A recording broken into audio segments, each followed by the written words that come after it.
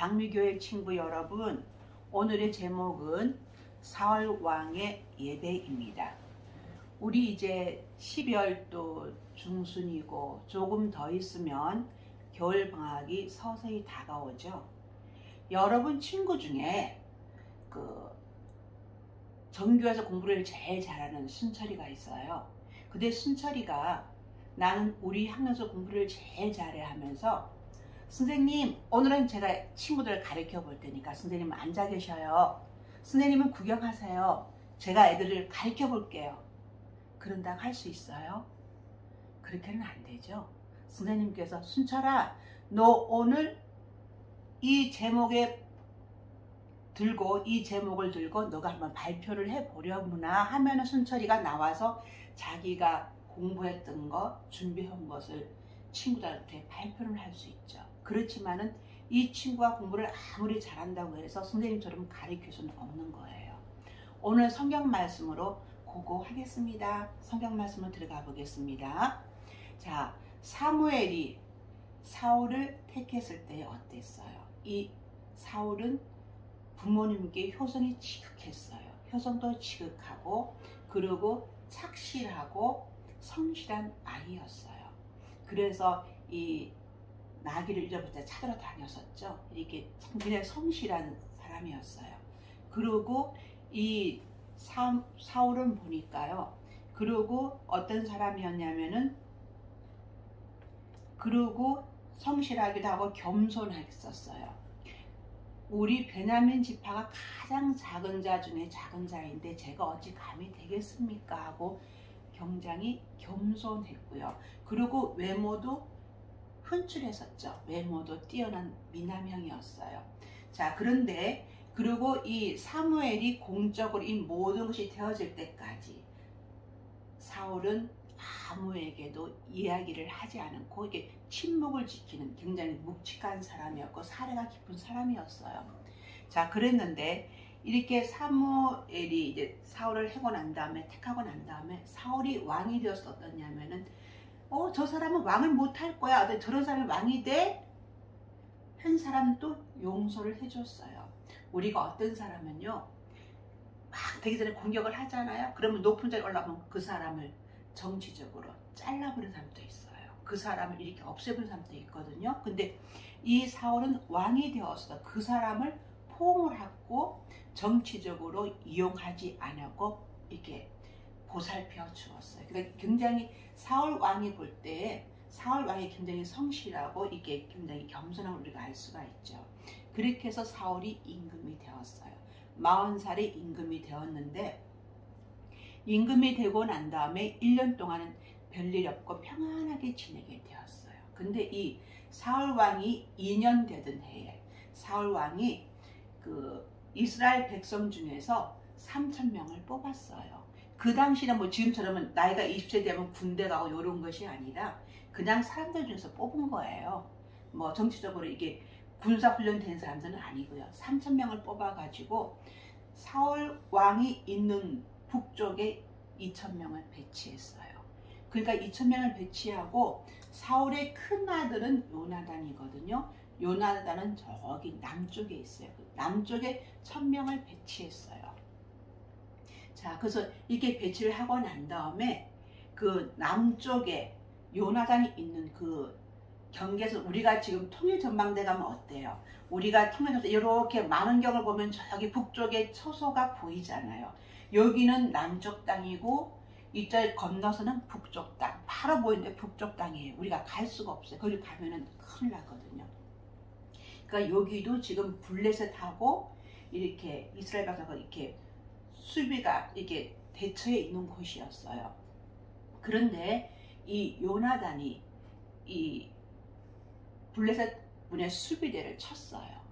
근데 왜 쳤는지는 모르겠어요. 이렇게 좀 시비가 있어서 쳤는데요. 자, 블레셋 사람들이 들었을 때 이 수비대를 이스라엘 백성 요나단이 쳤다. 그 소문이 퍼지니까 블레셋 사람들이 막 몰려들었어요. 우리나라를 쳤어? 저 수비대를 쳤어? 하고 막 많은 사람들이 몰려들었어요. 많은 사람들이 몰려들었는데 이 사울 왕은 이 3,000명을 뽑은 목적이 무엇인지는 모르겠어요. 사울 왕이 자기를 지키기 위해서 2,000명을 했다는 것은 너무나 많은 숫자였고, 또 전쟁을 하기 위한 숫자라면 너무나 작은 숫자예요. 우리가 전쟁을 하려면 모든 것이 준비가 되고 군사훈련도 되고 이렇게 다 해서 전쟁 준비를 하는데, 지금 그렇지 아니하고 요나단 왕자가 이 수비대를 쳐가지고 블레셋에서 이제 일어난 것이 되었어요. 일어난 것이 되니까 갑자기 막 일어나니까 이제 어때요? 사울 왕은 나팔을 막 불어, 부 불어요. 이게 전쟁 일어났다, 여러분 모이세요, 모이세요 하고 부 하고 불었어요. 크게 막 불었어요. 그러니까 사람들이 막 몰려드는데, 보니까요 이 그 사울 왕이 있는 그쪽에 북쪽에 이제 블레셋 사람들 다 몰렸는데, 보니까요 그 말에 이 마차를 끄는 말이 있는데 그게 보니까 3만 명이에요. 이때는 그 마병이, 기병이 엄청난 군대의 숫자였거든요. 숫자가 많을수록 이 나라는 강대한 나라인 거예요. 그러니까 이 기병이 3만 명이고 말을 탄 사람들이 7,000명이나 돼요. 6,000명이나 되거든요. 6,000명이나 되고, 그리고 이게 창을 든 사람들이 바다에 모래전 잔뜩이 엄청 많아요. 이것을 본 이스라엘 백성들은 놀랬어요. 와, 너무너무 많네?